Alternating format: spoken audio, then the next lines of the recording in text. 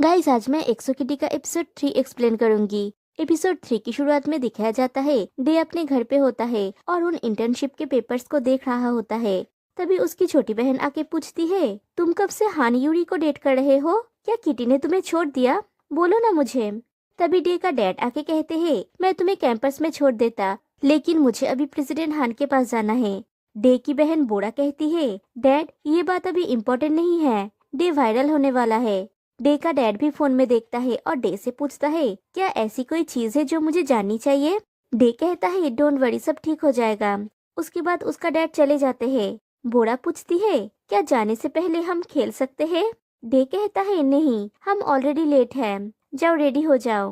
बोरा जब स्कूल की शू पहन रही होती है तब डे देखता है उसकी स्कूल की शू फट गया है। डे पूछता है, तुम्हारे स्नीकर्स को क्या हुआ? बोरा कहती है, मैं शायद जल्दी बढ़ रही हूँ, ये ठीक है। डे कहता है, ये कैसे ठीक हो सकता है? और टेम्पररी एक जुगाड़ लगाता है और शू में टेप लगा देता है। फिर वो दोनों स्कूल के लिए निकल जाते हैं। इधर डॉर्म में किटी स्कूल जाने के लिए रेडी हो रही होती है और वो बिल्कुल अपनी मॉम की तरह रेडी होती है। क्यों उसके पास आता है। उसके बाद वहाँ पे मिन्हो आता है और किटी को देख के पूछता है, तुम अभी तक यही हो? लगता है मुझे कैंपस पुलिस बुलानी पड़ेगी। तभी डे आ जाता है और उसे मना करता है। किटी डे से कहती है, मुझे तुमसे बात करनी है। दोनों बात करने के लिए दूसरे रूम में जाते हैं। किटी पूछती है, अब बोलो क्या हुआ? डे कहता है, मैं लेट हूँ, पहले कपड़े बदलने दो। और कपड़े बदलने लगता है। किटी कहती है, मैंने सुबह तुम्हें टीवी पे देखा, तुमने बहुत ही बढ़िया एक्टिंग की।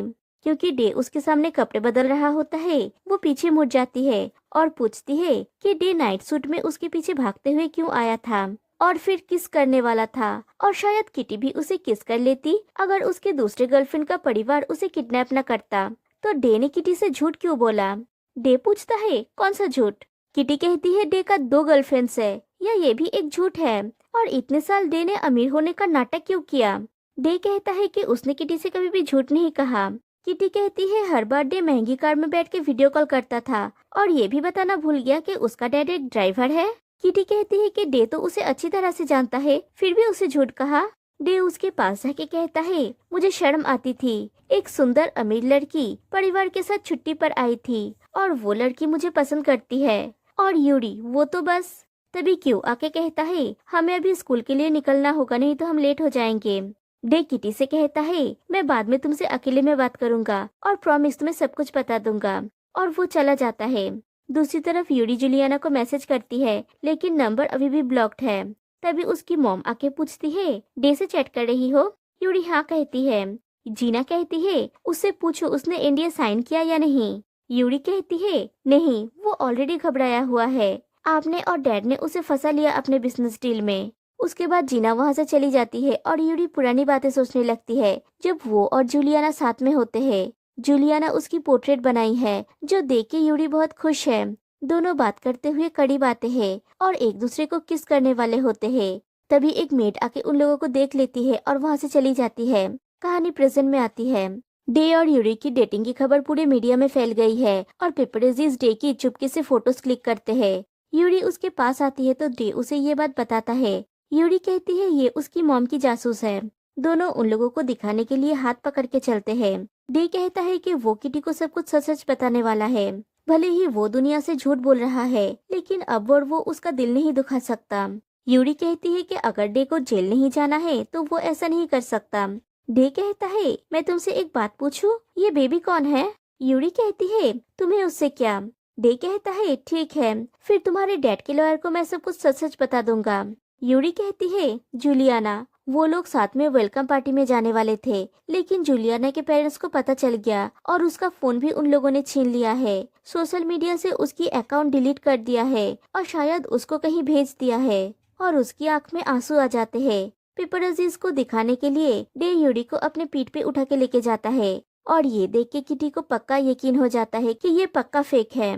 और उसे पता चलता है कि स्कूल के पहले दिन ही उसका नाम पड़ गया है, पोर्टलैंड स्टॉकर। किटी प्लान करती है कि वो अपनी मॉम का फेवरेट गाना सुनेगी और डे वाला ड्रामा भूल जाएगी और स्कूल का पहला दिन एकदम परफेक्ट होगा।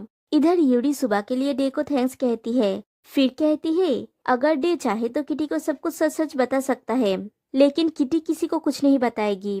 डे कहता है, किटी नहीं बताएगी, उसने कभी भी डे का सीक्रेट्स किसी को नहीं बताई।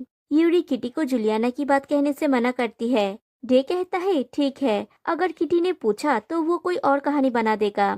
डे चला जाता है और कोई यूरी का हाथ पकड़ के उसे एक खाली क्लासरूम में खींचती है और वो जुलियाना होती है। दोनों एक दूसरे को हक करते हैं। जुलियाना कहती है कि वो बस थोड़ी देर के लिए आई है, उसके पेरेंट्स उसे कैंप भेज रहे हैं। यूरी कहती है तुम्हारे बिना मैं यहाँ पे क्या करूँगी। जुलियाना कहती है मैं तुम्हारे साथ हमेशा हूँ। डे के साथ तुम्हारा फेक कपल का नाटक मेरी मॉम ने मजे लेके देखा, कुछ दिनों में सब कुछ ठीक हो जाएगा। और फिर दोनों एक दूसरे को किस करते हैं। स्कूल की घंटी बजती है और यूरी को वहाँ से जाना पड़ता है। किटी मैप देख के लिटरेचर की क्लास ढूंढने की कोशिश करती है। तभी एलेक्स उससे पूछता है तुम्हें देख के लगता है शायद तुम कुछ ढूंढ रही हो। किटी पूछती है लिटरेचर की क्लास कहाँ पे है। एलेक्स उसे डायरेक्शन बताता है और किटी उस तरफ चली जाती है। तभी वहाँ से प्रोफेसर ली पास कर रहे होते हैं। एलेक्स उन्हें ग्रीट करता है। प्रोफेसर ली को एलेक्स याद नहीं होते तो एलेक्स कहता है हम लोग मिल चुके हैं, मैं यहाँ नया टीचर हूँ। प्रोफेसर ली कहते हैं ठीक है और वहाँ से चले जाते हैं। फिर प्रोफेसर ली पढ़ा रहे होते हैं। क्लास खत्म होने के बाद प्रोफेसर ली किटी को बुला के कहते हैं उन्होंने किटी का प्लेसमेंट टेस्ट का रिजल्ट देखा है और उन्होंने तय किया है कि किटी को ट्यूटरिंग ऑफिस में भेजेंगे। किटी खुश हो जाती है क्योंकि उसे लगता है कि वो ट्यूशन देने वाला है, लेकिन प्रोफेसर ली कहते हैं कि उसे ट्यूटर नहीं बनना है, ट्यूटर से ट्यूशन लेना है क्योंकि आगे सिलेबस और भी टफ हो जाएगा। तो स्कूल के बाद सीधा लाइब्रेरी जाने के लिए कहते हैं क्योंकि वो ट्यूटर असाइन करेंगे। फिर लंच टाइम में किटी अपना ट्रे लेके जिस भी टेबल पे बैठने जाती है स्टूडेंट्स उसे बुली करने लगते हैं। फिर किटी क्यू को देखती है और उसके टेबल पे जाके बैठती है। क्यू कहता है मुझे तुमसे बात नहीं करनी चाहिए क्योंकि मेरी टीम है टीम डे। किटी पूछती है क्या टीम डे को पता है कि मैं और डे सालों से साथ में है और ये यूरी ड्रामा अजीब है और शायद फेक भी। क्यू कहता है फेक, ये रियल लाइफ है, कोई ड्रामा नहीं। तभी किटी डे को आते हुए देखता है। किटी क्यू से कहती है लेकिन तुमने देखा था ना सुबह वो मुझे रोक रहा था और अगर तुम दोनों नहीं आते तो शायद हम किस भी कर लेते। क्यू कहता है शायद वो कंफ्यूज्ड है। किटी कहती है वो कंफ्यूज नहीं है, वो दुखी है और डे को दिखाती है। फिर कहती है क्यू मुझे पता है कि कुछ गड़बड़ है, ट्रस्ट मी। मेरी बहन लारा जिन भी फेक रिलेशनशिप में थी, बॉयफ्रेंड था पीटर, फिर प्यार हो गया, वो आज भी साथ में है। लेकिन यूरी और डे के बीच ऐसा नहीं होगा, मुझे पता है, मैं एक मैच मेकर हूँ। तभी किटी देखती है कि क्यू एक लड़के को देख रहा है। किटी कहती है तुम्हें वो पसंद है। क्यू इस बात को इनकार कर देता है। किटी उससे माफी मांगता है, उसने क्यू से पूछे बिना ये सोच लिया कि वो गे है। क्यू कहता है हाँ मैं गे हूँ, लेकिन गलत मत समझना, ये यूएस नहीं है। सियोल में लोग इतना गे फ्रेंडली नहीं है, लेकिन मेरी फैमिली ईरान और फिलीपींस में है तो मैं हर साल वेकेशन में समर कैंप जाता हूँ और वहाँ पे स्टेट होने का नाटक करता हूँ। और वैसे भी अगर मैं उसे पसंद भी करता हूँ शायद वो ना करे क्योंकि उसे एथलीट्स पसंद नहीं और मेरे थाइस हार्ड है। किटी कहती है मैं तुम्हारी मदद करती हूँ। क्यू कहता है थैंक यू पर जरूरत नहीं है और वो वहाँ से चला जाता है। इधर यूरी और डे यूरी के दोस्तों के साथ बैठे हुए होते हैं। तभी दोनों के फोन में साथ में नोटिफिकेशन आती है। यूरी को जीना ने अपने ऑफिस में बुलाई है और डे के अकाउंट में हान ग्रुप से पैसे डिपॉजिट हुए हैं। दोनों साथ में कहते हैं मुझे जाना होगा और चले जाते हैं और किटी अपने कपकेक में कंसंट्रेट करती है। यूरी जीना से जाके पूछती है अब क्या हुआ।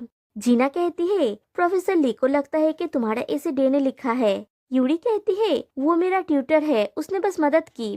जीना यूरी से उसका क्रेडिट कार्ड मांगती है। यूरी पूछती है इसका क्रेडिट कार्ड से क्या लेना देना है।